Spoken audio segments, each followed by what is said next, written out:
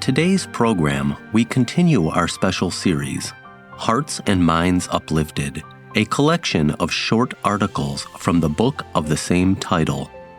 These stories by authors from all walks of life illustrate the tremendous personal growth that can be achieved by cultivating one's character through practicing Falun Gong.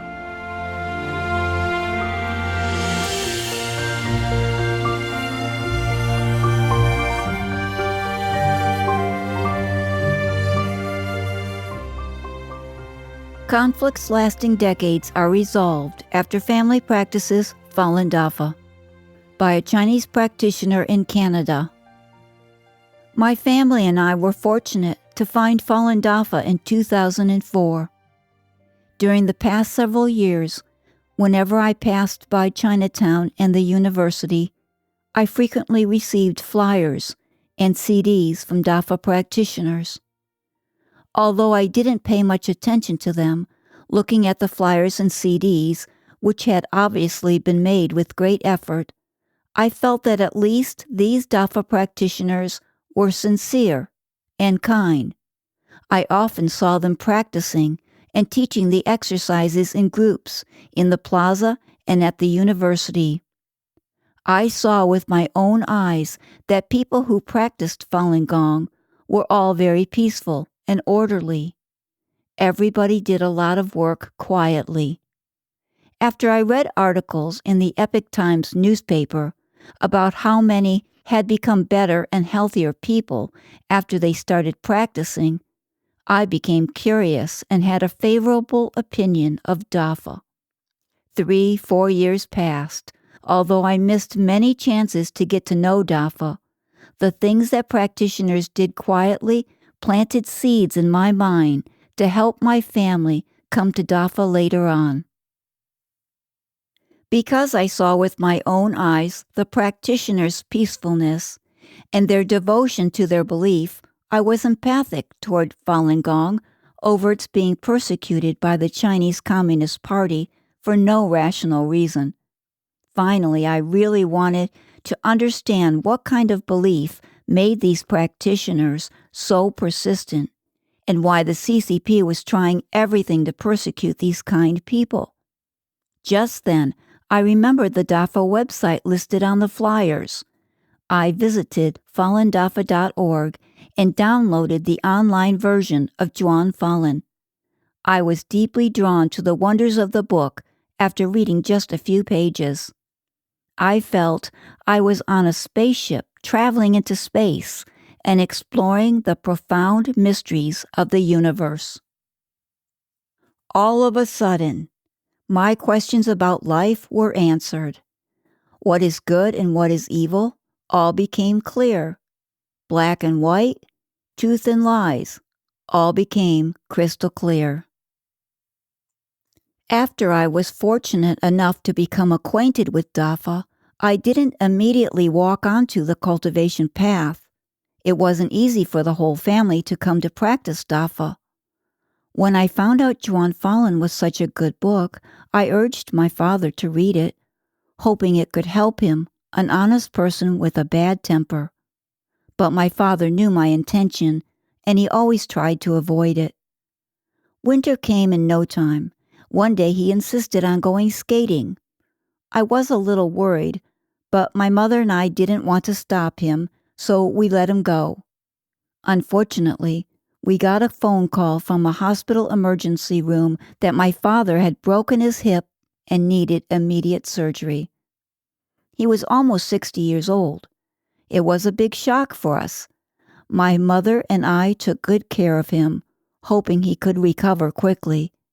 But the conflicts between my mother and father persisted. I was reading Zhuan Falun at the time. I understood that only Dafa could resolve the deeply rooted conflicts in my family, so I recommended the book to my father several times. Finally, my father started reading. Immediately, he changed. His 58 years of bad temper improved greatly. He started being tolerant, even during conflicts with my mother. His spirit improved, and all of us benefited. There were fewer conflicts in the family. Just like that, my father started practicing. We were all so happy for him. But I, as the first person in the family who got to know Dafa, didn't continue to study and practice due to laziness. Right then, a friend that I had not seen for a long time showed up and stayed at our house for several days. Very soon we learned that she was a Dafa practitioner. With her help, we learned all 5 exercises and together listened to Master Lee's lectures on tape. We all started practicing the 5 exercises. Soon my father could stand up with the aid of a crutch. He persisted in practicing the standing exercises for 2 hours and the sitting exercise for 1 hour every day. My father's face looked younger. Even though he was almost 60 years old, 2 months after his hip fracture, he could walk without assistance. We couldn't afford medical insurance because my father was on a visitor's visa. It was a miracle that he could walk on his own without a crutch. Following that, my father was able to easily pass the physical exam for a visa extension. He had to bend and raise his legs in front of the doctors. Due to this miraculous recovery after practicing Dafa, my father was able to successfully pass the physical exam. Over the following 6 months, my whole family practiced together. The first several months, I often felt a warm stream coming down from the top of my head and spreading all over my body. I felt wonderful. Later, my father went back to China, and my mother and I became lazy about practicing. I knew we shouldn't be like that and wanted to get in touch with the local practitioners so we could have a good cultivation environment to help improve ourselves. For various reasons, I never got a chance to do that. Just then, a fellow practitioner we had never met called us. She called to greet my father. It turned out that my father, who likes reading the epic times, withdrew from the CCP for our family after he read the 9 commentaries on the Communist Party. Later, I realized that this ordinary phone call marked a huge transition in our cultivation paths. The practitioner encouraged us to participate in the group Fa study. The study site was very close to our house. At first, we thought we'd just try it out, but we have not stopped going there ever since that first time. Every week we studied the Fa and shared our experiences with fellow practitioners. It became an important part of our cultivation. With encouragement and help from fellow practitioners, I became very diligent in cultivation. Since then, Dafa has become part of our lives. Our family walked onto the cultivation path. Over the year and a half since I began Dafa practice, we have experienced the greatness of Dafa. I had never been very healthy, even when I was very young. I had chronic tracheitis and perpetual allergic rhinitis. After I came to the West, for the first couple of years, my chronic tracheitis didn't bother me much, but the perpetual allergic rhinitis gave me quite a bit of trouble.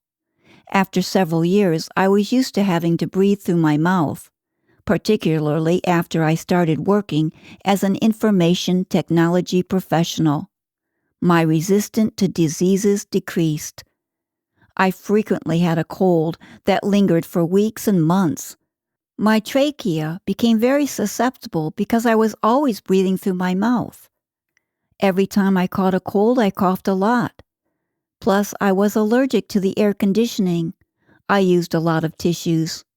Several years ago, after riding in a car with a coworker who smoked, my chronic tracheitis came back.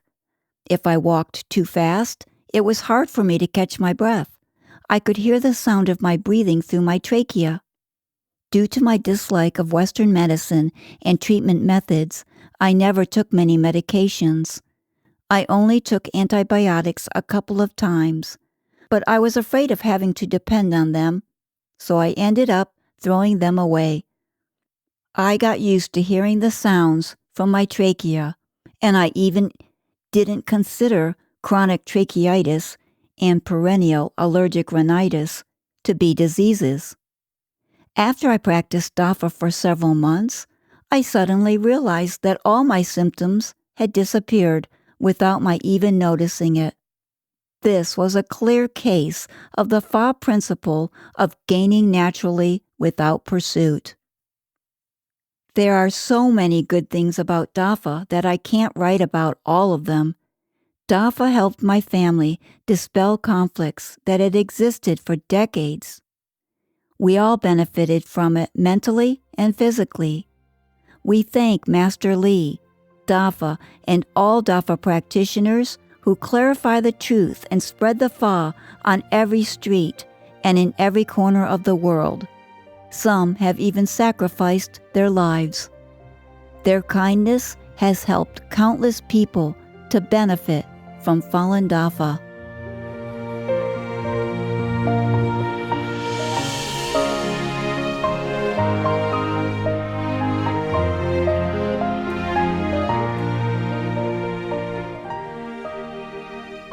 Practicing Falun Dafa and Becoming a Better Person by a Falun Dafa practitioner. One day I came across Falun Gong while I was surfing the web. I had read about the persecution in China and wanted to find out what was so powerful about this spiritual practice that people in China were willing to risk their lives to clarify the truth and to exercise their right to their beliefs. I was curious to find out more and found information about a local practice site on the internet. When I went there, I saw people meditating in full lotus position. I was struck by their peacefulness and the power of the exercises. I knew immediately that this was for me and wanted to know more about it. I attended a 9-day seminar, a videotaped lecture series given by the teacher and founder, Master Li Hongzhi. During the seminar, I knew in my heart that this practice would teach me how to be a better person. I used to have a problem with gambling. Falun Gong showed me how to cultivate my heart and mind to assimilate into the universal principles of truthfulness, compassion, and forbearance. The teachings provided the guidance I had been lacking. I immediately stopped gambling. My wife saw remarkable changes in me in just a few months of practicing Falun Gong. She was so impressed that she started practicing too. My daughter was also struck by the changes in me and wanted to know what had brought about this transformation, so I introduced her to Zhuan Falun, the principal book of Master Li Hongzhi. Reading Zhuan Falun with her was one of the best experiences of my life. Many of you have seen practitioners doing the exercises. Maybe you've also been struck by the beauty, tranquility, and positive energy of the practice. I sincerely hope that you will take the time to understand what Falun Gong really is, to look at it with an open mind and heart, and to reject the politically motivated slander from the Chinese Communist Party. The world could use more truthfulness, compassion, and forbearance.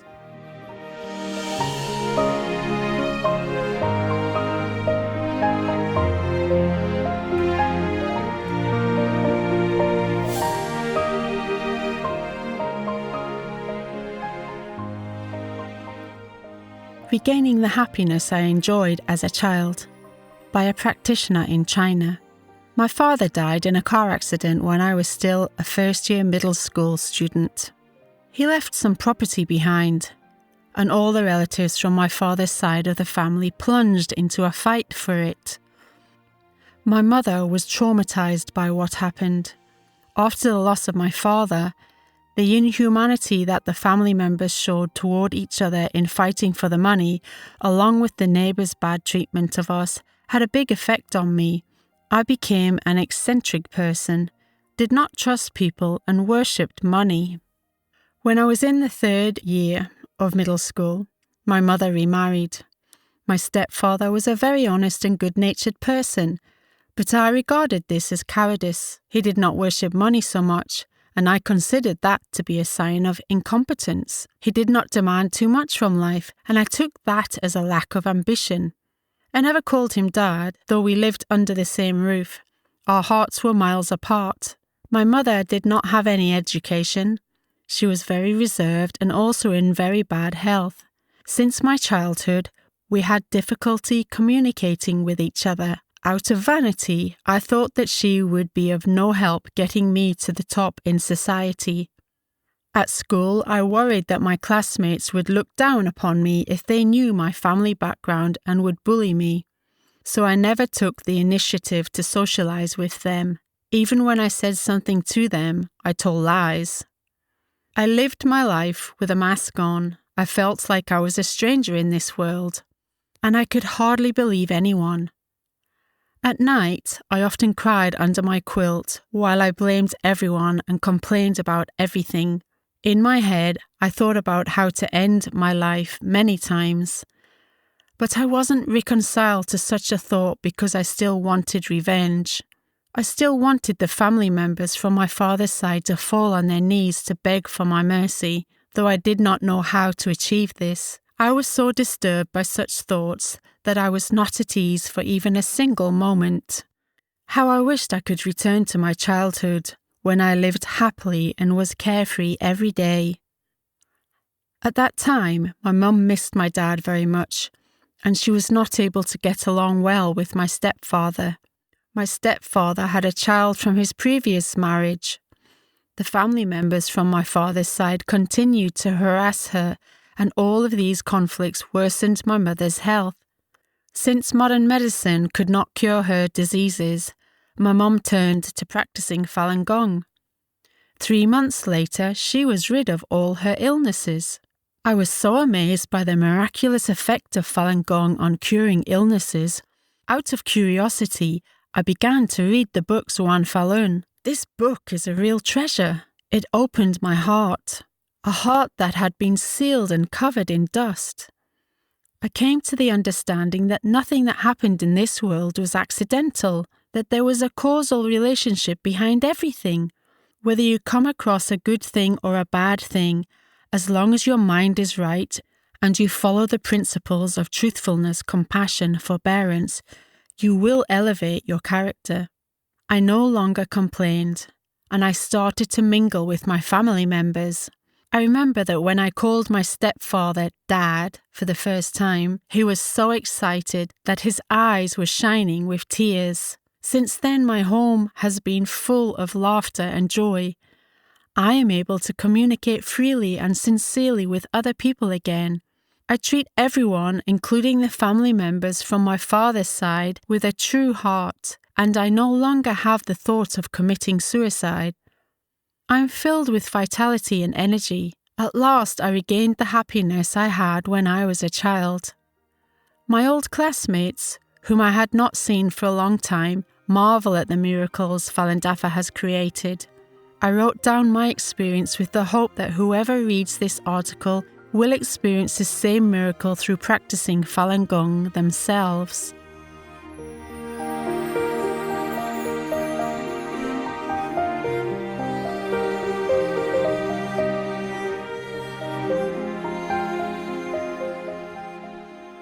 Falun Dafa lifted me up and made me a better person, by a practitioner in Singapore. In June 1998, a new colleague of mine gave me a copy of the Falun Dafa lecture in Sydney. It seemed like it was very easy for me to begin practicing Falun Dafa. That August, I met Master Lee at the Singapore Experience Sharing Conference. Now looking back, I realize that I am indeed a very fortunate person. As soon as I began to practice Falun Dafa, I loved to read the Falun Dafa books.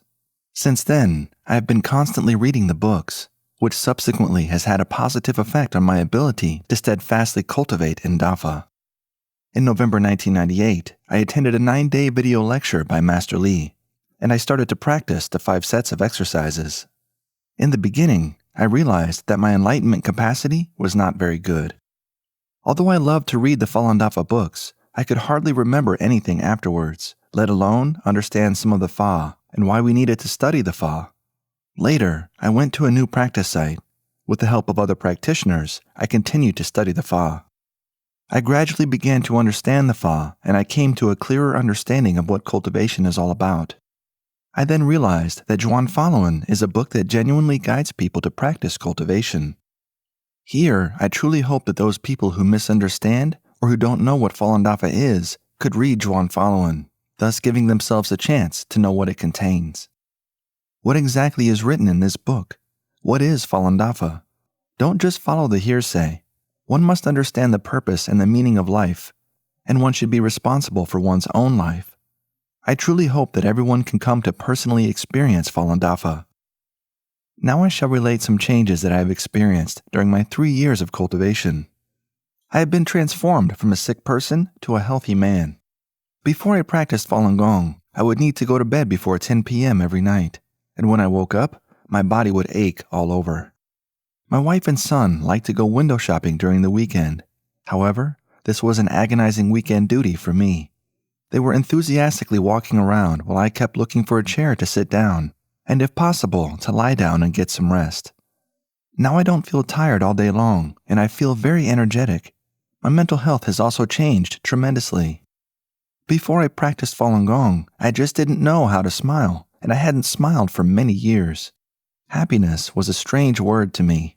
Now, I've changed into a happy man, and I smile to greet people at any time, and I can face life's pressures and changes optimistically. I used to be quite intolerant. Frequently, I would flare up over family trifles and petty matters. Now, I can remain calm in any conflict, reflect on the matter, and self-reflect for any mistake I might have made in the conflict. I have become a broad-minded man and now have a tolerant heart. I used to be very mean, but now I take personal gain lightly, and I have realized that many problems and conflicts were actually caused by my various attachments. After I attended the Experience Sharing Conference in Taiwan in December 2000, I gradually developed a deeper understanding. At times, a word or sentence from a fellow practitioner could have a critical and intriguing effect on my advancement. Greater effects could be achieved if the word was incisive and could penetrate my heart. As long as one is always able to treat oneself as a practitioner and look inward, one will be able to quickly recognize one's attachments. Master Li has repeatedly stressed the need to study the Fa. Some fellow practitioners have upgraded their character very quickly through studying the Fa. They took their own initiative in doing it, didn't rely on others, didn't wait for others, and they put their hearts and minds into Dafa. I think this can be attributed to their constant study of the Fa and to their righteous understanding. Master Li's teachings have opened up a whole new world for me and made me into a different, better person.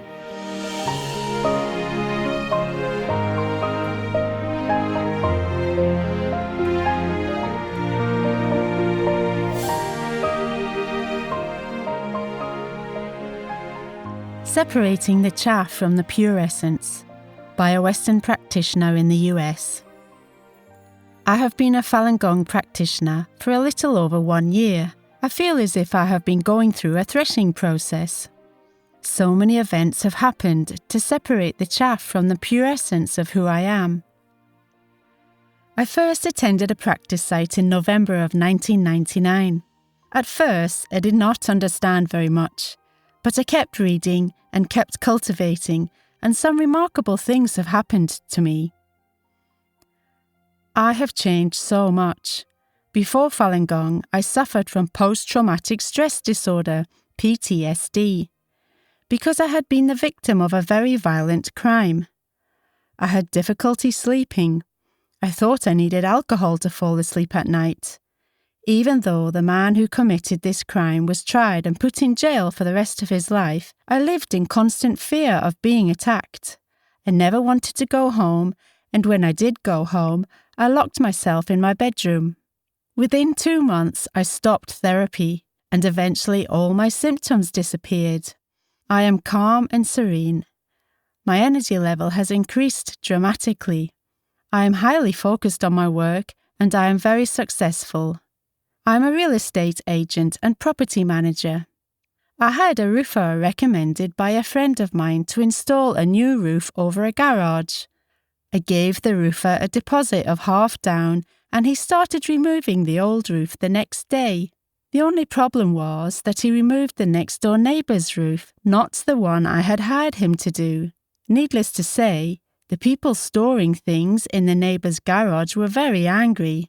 They kept yelling at the roofer to stop, and he kept telling them that they were not the owner and he did not work for them. Many of their things were damaged because old roofing material kept falling onto their things during the removal process. Finally, someone called me, and I told the roofer it was the wrong roof. He quit, leaving no covering at all on the neighbour's garage. The neighbour was very angry with me and insisted I fix the roof. Since the man I hired did not have a contractor's license, he could refuse me, knowing there was nothing I could do. Luckily, it did not rain. This went on for a week. Ultimately, although I was a new practitioner, I knew this was my responsibility. I finally made the decision that I would hire another roofer, this time one with a contractor's license, and pay the entire cost myself. I knew there was no other choice. The very day I hired another contractor, the original roofer finished the job. I repeatedly told the people whose things were damaged that I would be responsible for the repairs, but to this day they have never asked me for anything. I don't think there could be a more vivid way to teach me about giving up my attachment to saving money or about being responsible. This happened after I had only been a practitioner for a few months. Another incident happened just recently and has had a much deeper effect. I had a friend, a fellow practitioner, with whom I discussed many things. We made many observations about other people, often criticizing them. All of this was extremely interesting and enlightening until one day my friend criticized me. I thought his criticism was extremely unfair. I know that in a conflict we must look inside ourselves. I realized the extent to which I had criticized others. I blamed others. I found fault with others. Whether I said anything to them or not, I judged them. It just did not feel right when I was the one being judged. Then I understood.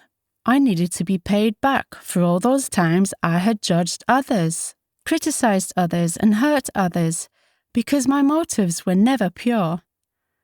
I realized that I needed to be hurt in order to pay back the hurt that I had caused others. I needed to feel pain in order to pay back the pain I had caused others. I became very withdrawn and started to feel actual physical pain in my left arm. This pain seemed very, very fitting. It seemed to be getting worse. It got to the point where I could not lift my arm to do the second exercise because it hurt too much. Then I read what Master Lee said about criticism in Teaching the Fa at the conference in Singapore. Quote, I often say that if a person is free of any personal notions, isn't motivated by self-interest, and is truly looking to benefit others, then when he points out another person's shortcoming or tells the other person what's right, that person will be moved to tears. Unquote. At the following weekend's practice, I could lift my arm and the pain was almost gone. I knew that the unjust criticism from my friend was a message that I could use to purify myself so that I could separate the chaff from the pure essence of who I am.